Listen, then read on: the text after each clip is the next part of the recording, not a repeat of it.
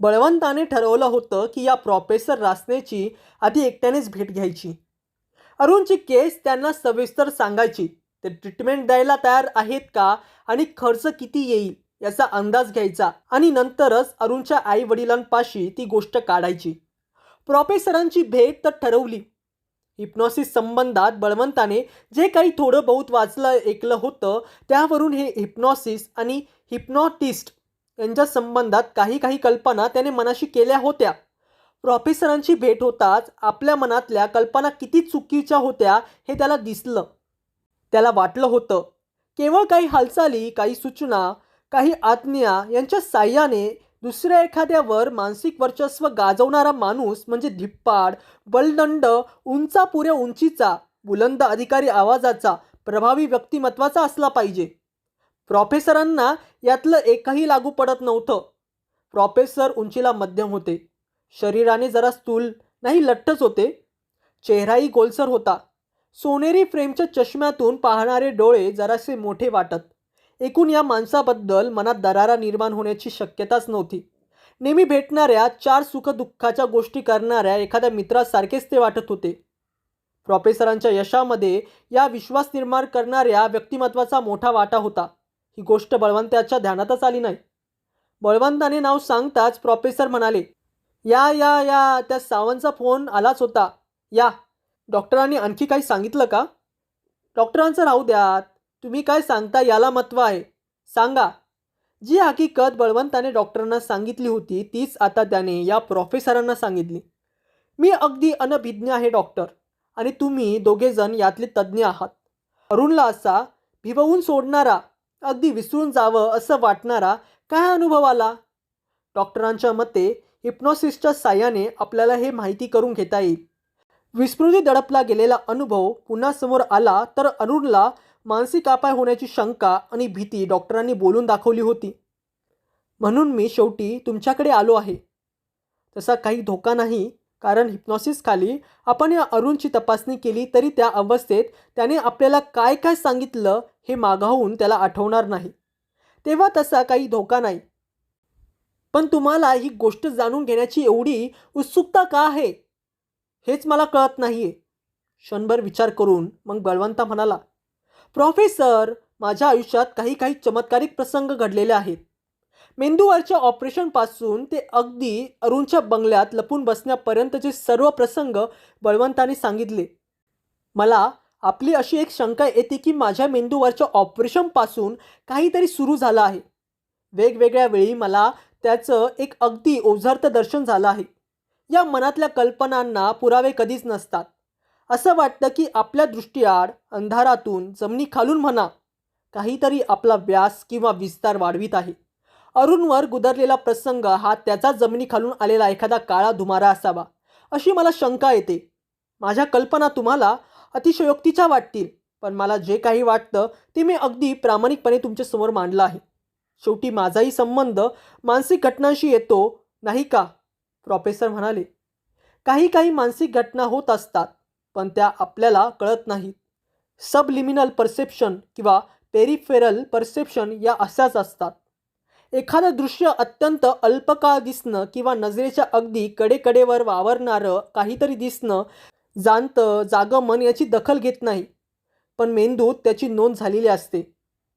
मनाची जी एक धारणा बनते तिच्या मागे या घटकांचाही हात असेल. आपल्याला मानवी मनाची काही माहिती आहे? माझ्या व्यवसायात तर मनातल्या सुप्त भावना खोलवर दडपून ठेवलेलं, क्वचित इरॅशनल, तर्कदुष्ट वाटणारे पण अत्यंत प्रभावी असे विश्वास किंवा अशा श्रद्धा मन काही निष्कर्ष काढीत असत. वरवर पाहता ते अडाणीपणाचे, संदर्भहीन, निरर्थक वाटतात, पण त्या निष्कर्षांसाठी मनाने कोणती निरीक्षणं किंवा अवलोकन किंवा परसेप्शन वापरली आहेत याची आपल्याला काय माहिती असते? काहीही नाही. अर्थात मनाचे सर्वच निष्कर्ष या पातळीवरचे असतात असं नाही. काही उघड उघड वेडपटपणाचे, सायकोटिक असे असतात. माझ्या सांगण्याचं तात्पर्य एवढंच की तुझ्या मनात ही जी धारणा मूळ धरून बसलेली आहे त्यासाठी मनाने काही विशिष्ट घटनांची एक गुंफण केलेली आहे. तुला फक्त शेवटचा परिणाम जाणवतो, त्यामागची प्रक्रिया जाणवत नाही. ठीक आहे, आपण त्या अरुणची हिप्नॉसिसखाली तपासणी करूया. जरा बिचकत बळवंत म्हणाला, प्रोफेसर आपल्या फीचं काय? डॉक्टर सावंतांनी इशारा दिला होता की या तपासण्या स्वस्त नसतात. पैशाचं मागाहून पाहू रे. मी तुला एवढं सांगतो, मी काही तुझं दिवाळा काढणार नाही. ओके, मग केव्हा आणतोस त्या अरुणला? त्याच्या आईवडिलांची संमती घ्यायला हवी का? कशासाठी? ही काही इन्व्हेजिव्ह एक्झामिनेशन नाही. जास्तीत जास्त तासाभराचा प्रश्न आहे. आणि त्या अरुणला मागवून काही आठवणारही नाही. त्याला चक्कर मारायला म्हणून बाहेर काढ आणि आण माझ्याकडे. ठीक आहे प्रोफेसर. बळवंताने अरुणला चलतोस का रे चक्कर मारायला विचारताच तो आनंदाने तयार झाला. प्रोफेसर रासने एक मध्यम आकाराच्या बंगल्यात राहत असत. पुढल्या 3 खोल्यात त्यांनी आपलं क्लिनिक थाटलं होतं. बळवंत जसा त्या बंगल्यात शिरला तसं अरुणने विचारलं, आपण कुठे चाललो आहोत? एकाला भेटायचं आहे, चल. अजून क्लिनिक सुरू झालं नव्हतं. प्रोफेसर त्यांच्या ऑफिसमध्ये एकटेच होते. बळवंताला पाहताच ते म्हणाले, आलास का? ये बस. खुर्चीवर बसता बसता अरुण आळीपाळीने त्या दोघांकडे पाहत होता. अरुण, बळवंता म्हणाला, परवा आमच्या समोरच्या बंगल्यात काहीतरी झालं ना? त्या संबंधात प्रोफेसर तुला काही विचारणार आहेत. अरुण काही बोलायच्या आधीच प्रोफेसर म्हणाले, अरुण, तुला अजिबात घाबरण्याचं कारण नाही. मी अगदी साधे सोपे प्रश्न विचारणार आहे. बोलता बोलता खुर्चीवरून उठून ते अरुण समोर आले होते. शरीर किती आखडून बसलं आहेस? हातपाय कसे आवळून घेतले आहेस? शरीर सैल सोड, आरामात बस. मान मागे जाऊ दे, आणखी मागे जाऊ दे. बघ, आता बरं वाटतं की नाही? डोळे मिटलेस तरी चालेल, नाहीतर इकडे बघ. शेवटास चकचकता मणी असलेली साखळी प्रोफेसरांनी हातात घेतली होती. आता साखळी हलत होती. चकाकता मणी मागे पुढे हेलकावे खात होता. अरुणची नजर त्या मण्यावर खिळली होती. मण्याबरोबर हलत होती. कसं छान वाटतं की नाही? डोळे जड होत आहेत का? मग मीठ की. गुंगी आल्यासारखे वाटते का? मग झोप की. अगदी आरामात झोप, अगदी आरामात झोप. अरुण मोहनावर गेला होता. अरुण, मी बोलतो ते समजतं का? हो. मी 1, 2, 3, 4, 5 म्हटलं की तू जागा होणार आहेस काय? हो. आता बघ हां, तुम्ही सगळे क्रिकेट खेळायला जमला आहात आणि तू फिल्डिंग करतो आहेस. कोणीतरी बॉल मारला आहे. रिकाम्या बंगल्याच्या कंपाऊंडवरून बॉल आत गेला आहे. तुला ते फाटकावरून आत सोडत आहेत. आठवतं? हो. तू आता कुठे आहेस? फाटकाच्या आत उभा आहे. पुढे सांग. बॉल शोधतो आहे, पण बॉल दिसत नाही आहे. तेवढ्यात घराचं मोठं दार उघडं दिसतं. आतून मुलांचा आरडाओरडा कानावर येतो. मला वाटतं माझेच खेळणारे मित्र आत गेले आहेत. मी उघड्या दारातून आत जातो. अगदी शेवटचा कुणीतरी जिन्यावरून पळत पळत वर जाताना दिसतो. मीही त्याच्या मागोमाग जिन्यावरून वर जातो. पण वर अगदी अजिबात आवाज येत नाही. कुठे खोलीत लपून बसली आहेत की काय? मी एक एक खोली पाहत पुढे जातो. सगळ्या खोल्या रिकाम्या आहेत. अगदी शेवटी एक लहानशी खोली आहे. मी तिथे पोहोचतो तर मागून कसला तरी आवाज येतो. मी मागे वळून पाहतो. ती सगळी मुलं जिन्याच्या तोंडाशी जमली आहेत. उभी आहेत, माझ्याकडे पाहत आहेत. पण मग दिसतं ती आता माझ्याबरोबर खेळणारी मुलं नाहीत. पण तरीही माझ्या ओळखीच्या आहेत. ती सगळी मुलं हळूहळू पुढे यायला लागतात. तसतशी एकेकाची ओळख पटायला लागते आणि भीती वाटायला लागते. कारण ही सगळी मुलं काही ना काही अपघाताने, आजाराने मेलेली मुलं आहेत. डावीकडे कोखल्यांचा चंदू होता. पोहण्याच्या तलावात बुडाला होता. अजून त्याच्या अंगावरचे कपडे ओलेच आहेत. त्याच्या शेजारी रखमा मोलकर्णीची मुलगी होती. कसल्या तरी तापाने ती मेली होती. हाताला आणि नाकातोंडाला अजून त्या नळ्या आहेत. आणखी एक शेजारचा रघु का कोणीतरी होता. आई वडिलांबरोबर गाडीने चालला होता. अपघातात त्या सगळ्यांवर मरण आलं होतं. अजूनही त्याच्या अंगावरच्या कपड्यांवर रक्ताचे, तेलाचे, मातीचे डाग आहेत. सगळे पुढे पुढे येत होते. अजिबात आवाज न करता मी किती घाबरलो. आता कुठे जायचं? आता कुठे लपायचं? समोरच्या खोलीत पाहिलं. जुन्या सतरंजांचा ढीग होता. त्यांच्या खाली लपून बसलो होतो. सारखं छातीत धडधड धडधड होत होतं. कदाचित जवळ आलीही असतील. कदाचित सगळी वाकून पाहतही असतील. कारण त्यांचा अजिबात आवाज येत नव्हता. एकदम कुणीतरी वरची सतरंजी उचलली. खांद्याला हात लावला. मी खूप मोठ्याने किंचाळलो. पण मी एकटा. काय करणार? त्यांनी सगळ्यांनी मला हातापायानं धरून उचललं. खूप धडपड केली सुटायची, पण काय चालणार? त्यांनी मला जिन्यावरून खाली आणलं. मी दाराबाहेर उभा होतो. ती मेलेली मुलं गेली होती. आमची टीम माझ्या भोवती उभी होती. बॉल कुठे आहे विचारत होती. अरुण, मी बोलतो ते ऐकू येतं का? हो. मग एक, तू बंगल्याच्या अंगणातच होता. आत गेला नव्हतास, वर गेला नव्हतास, तुला काहीही दिसलं नाही. लक्षात राहिलं ना? हो. अरुण, 1, 2, 3, 4, 5. अरुणचे डोळे एकदम उघडले. तो त्या दोघांकडे पाहायला लागला.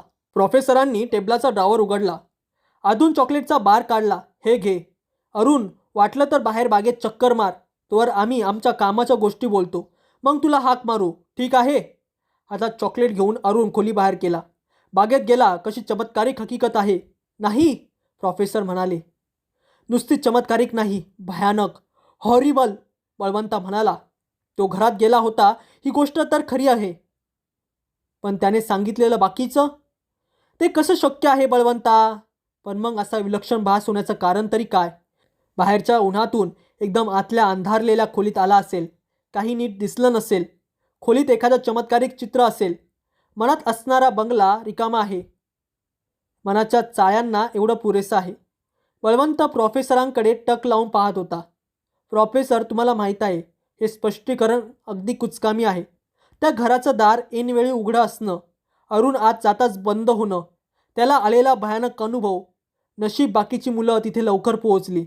त्यांच्याऐवजी अरुणला दिसलेली मुलं आधी त्या खोलीत पोहोचली असती तर. बळवंता, अरुणचा शब्द न शब्द तू खरा मानून चालला आहेस. सर्व खरं नसेल, पण त्या घरात काहीतरी आहे. कसला तरी प्रभाव आहे. एवढं तरी तुम्ही मान्य कराल? डॉईलने एका होम्सच्या गोष्टीत लिहिलं आहे. बाकीची सर्व स्पष्टीकरणं निकामी ठरली तर मग उरलेलं एकच. मग ते किती अशक्य कोटीतलं असो, तेच मान्य करण्या वाचून दुसरा मार्गच नाही. हो, त्या बंगल्यातच काहीतरी आहे आणि धोक्याचं आहे. हो, तेही. इथे संभाषण सीमा आली होती. प्रोफेसरांच्याकडून त्याच्या ज्या अपेक्षा होत्या त्या पूर्ण झाल्या होत्या. आता पुढे काय? प्रोफेसरांनी विचारलं. या क्षणी काय सांगणार? आता खूप नवी माहिती मिळाली आहे. विचार करायला हवा. पण एका गोष्टीने मी अस्वस्थ होतो. या सर्व अनुभवातून, स्वप्नातून भीतीचा एक काळा धागा ओवलेला आहे. मला पडलेली स्वप्न काय? त्या दाभाडेचा मृत्यू काय? या अरुणला दिसलेली ती मृत मुलं काय? सगळ्यांवर ही भयाची काळी सावली आहे. ठीक आहे, माझं मी आता पाहीन. प्रोफेसर, तुमच्या चार्जेसचं काय? मी केस अजून हातावेगळी केलेली नाही, प्रोफेसर हसत म्हणाले. अशा चमत्कारिक हकीकतीने माझं कुतूहल चाळवलं जाणार नाही का? पाहूया, अरुणच्या मागच्या आयुष्याचा शोध घेऊ. त्याला पूर्वी कधी असं काही चमत्कारिक दिसलं होतं का? त्याच्या एखाद्या मित्राच्या जीवघेण्या अपघाताच्या वेळी तो हजर होता का? घरात अशा काही गप्पा गोष्टी होतात का? टीव्हीवर अशी काही हॉरर पिक्चर्स पाहण्याची त्याला आवड आहे का? पाहू ना, जरा शोध तर घेऊया, मग पाहू पैशांचं. खिडकीतून बळवंताने अरुणला हाक मारली. अरुण खोलीत आल्यावर बळवंताने त्याला प्रोफेसरांचा निरोप घ्यायला लावला. काय रे, मजा आली ना? प्रोफेसरांनी विचारलं. हो. त्याच्या हातात अजून चॉकलेटचा अर्धा बार होता. मग हा बळवंत म्हणाला, पुन्हा इथे येऊया तर तू येशील का? हो, येईन की. छान, गुड बॉय. जा आता. बळवंताबरोबर बाहेर पडणाऱ्या अरुणचा पाठमोऱ्या आकृतीकडे प्रोफेसर विचारमग्न चेहऱ्याने पाहत होते. त्यांच्या नेहमीच्या अनुभवापेक्षा हे काहीतरी एकदम वेगळं होतं.